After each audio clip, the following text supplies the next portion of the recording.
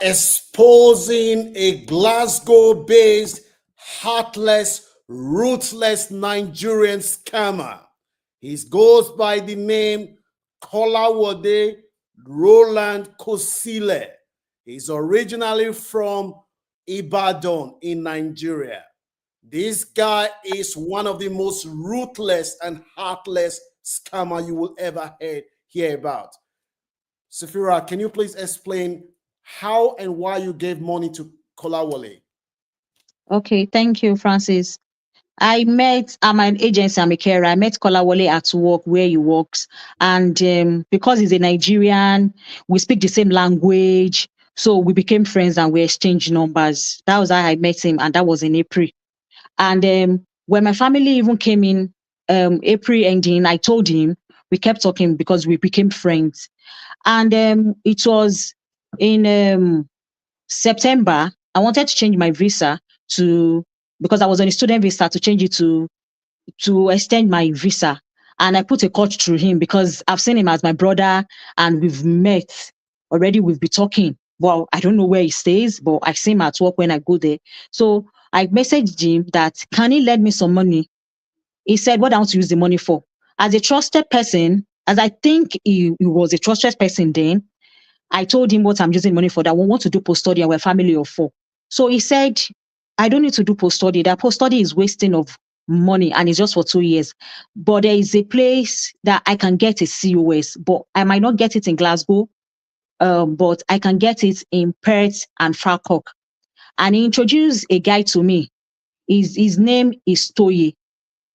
That we kept talking, and this Toye guy asked for my documents, everything that we need to do the visa. I sent to him, and he told me that the money is 6,000 pounds. That it's for application, because I specifically told him that I don't want this buying of COS. He said his application, that I'm going to do interview in the home he was referring me to in Falkirk. So that is I transfer money to him. On the long run, on the September 24, the guy asked for the other documents, my pay slip and everything. I should get a reference from where I work, from my agency. Even my agency sent the reference, why I forwarded everything to him. And the Toye guy, the Kolawole introduced me to, but I transfer money to Kolawole. The Toye guy introduced me to, told me that I'm going to have interview October 4. I was even scared that October 4 to October 7, that is too close. He said no, that I can even still put application in October 5. That the 6,000 is, this is how they do it now, that from the home, the care home is referring me to, they are going to pay home office some money, and the home office is going to give them the COS. Why I apply, and the part of the money is going for a lawyer, that is how they do it now, which I'm not aware, which I don't know. So I believe him because I've seen Kolawole as a brother and somebody that I can trust. But Toye guy, I've not met him. He doesn't pick up, but he sends message. On October 4, I've dressed up just to go for the interview because he sent me the home I want to do interview. He sent me the address. I've dressed up to go, and I was on my way when I got a message from Toye that, oh, he's very sorry. They've those people that they even gave COS to, they've revoked their visas, and they've revoked their visas, and they seized their license. That the care home I'm going to is under investigation. I was helpless. Immediately I called Kola. I said, I put it on video. Kola, what happened? See what this guy sent. Just tell him to send back my 6,000. That I will put, because I'm the main applicant, I can put mine in for post-study and put my husband, then we remain my 2 kids. That I don't mind. Because that was on a Thursday. The Toye guy sent a message that he's going to send the money that October 5. That was on Friday. So I said, we all know UK, when it's weekend, everybody wants to go and spend their weekend. That no, he should send my money back because of close of business, before close of business, that October 4. On October 4, we waited. He didn't send my money. I was busy calling both of them, but Toye doesn't pick up. Kola will pick up, will tell me to calm down. He's going to send it. Then later he said the care home that he gave the money to the care home, all 6,000, but the care home did not return the money back to him. So I said you should tell them that this people visa is expiring October 7. He didn't send the money back. October 5 went. Then I became scared. October 6, I didn't see the money. I kept calling. I kept calling.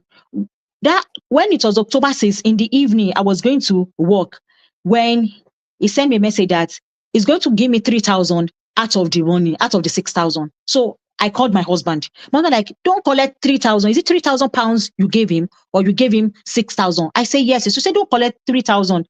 I said, okay. I called him back because I don't want 3,000. I gave you all the money. Give me all my money back. He said, okay. And I was on my way again. I called another friend. The other friend I called, the guy said, call him and collect that 3,000. I might not return it. I tell you it's a lie.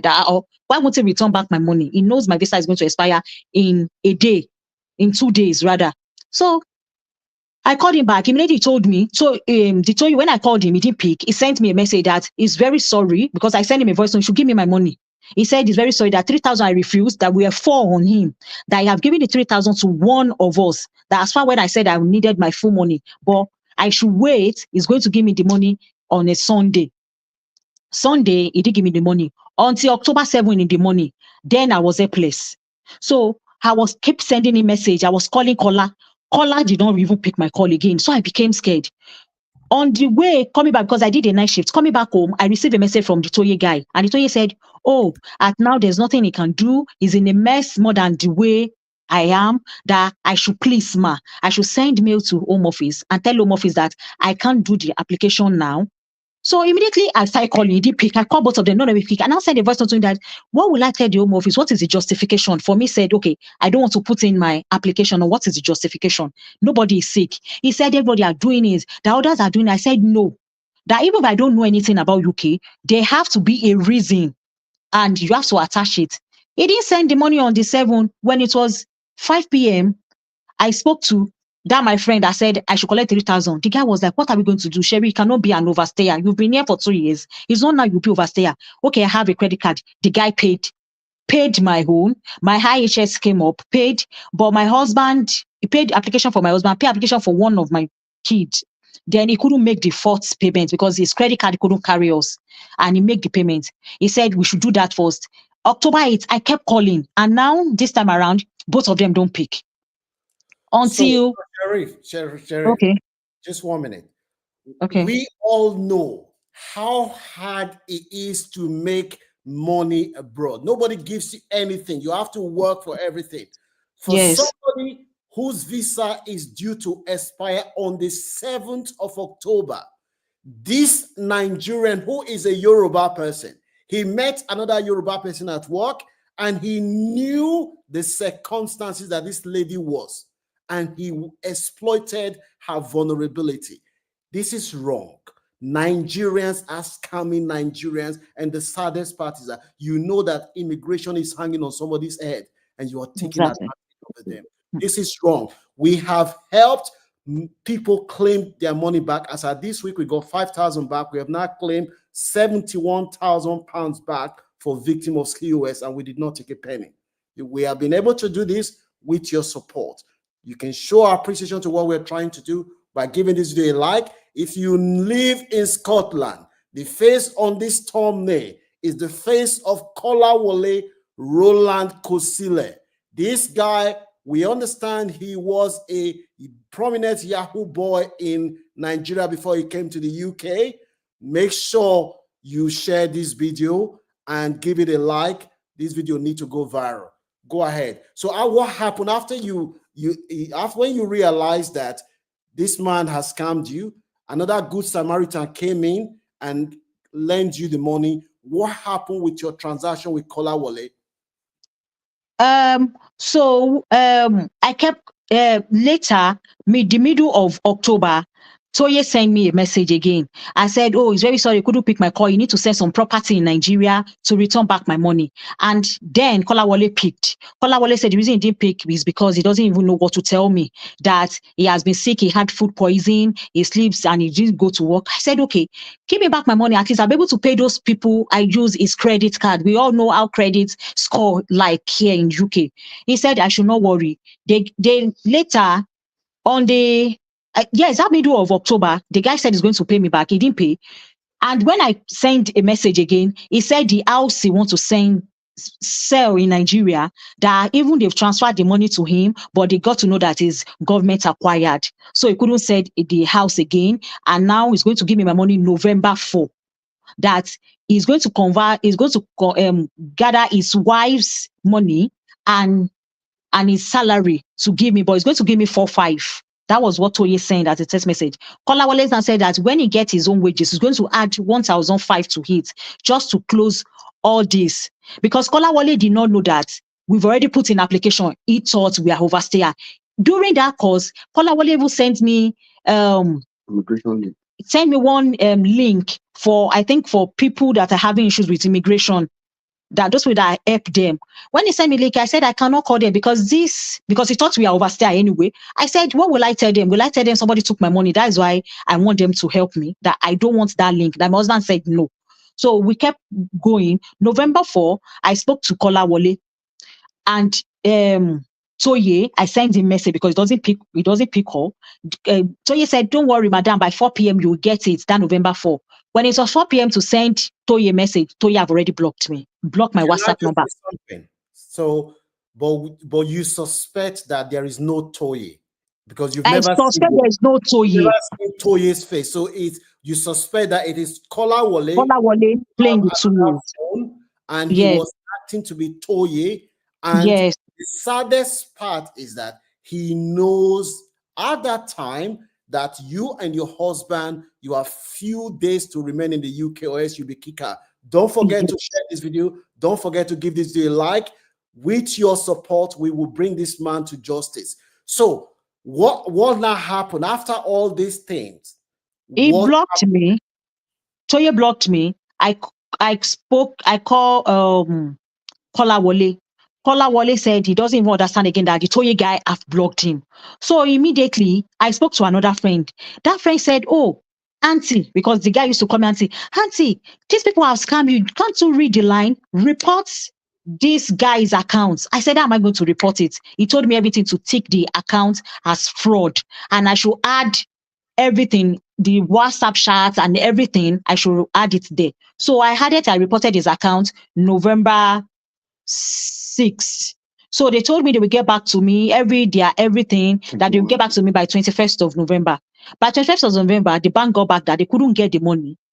And this same guy too did not go to work. So apparently they did not pay money to that account. So when I sent him message during the time that they blocked his account, the only message he sent me is like, now I said I can send him message that he keep quiet, that I want to jeopardize his stay here in UK, something I've worked for. I want to turn him homeless. And then now he has gone to the police to report to the police. Somebody blocked his account and he sent me the IP number of the police. So let me just stop you there. Okay. Would you have given Kolawole money if he were not a Nigerian?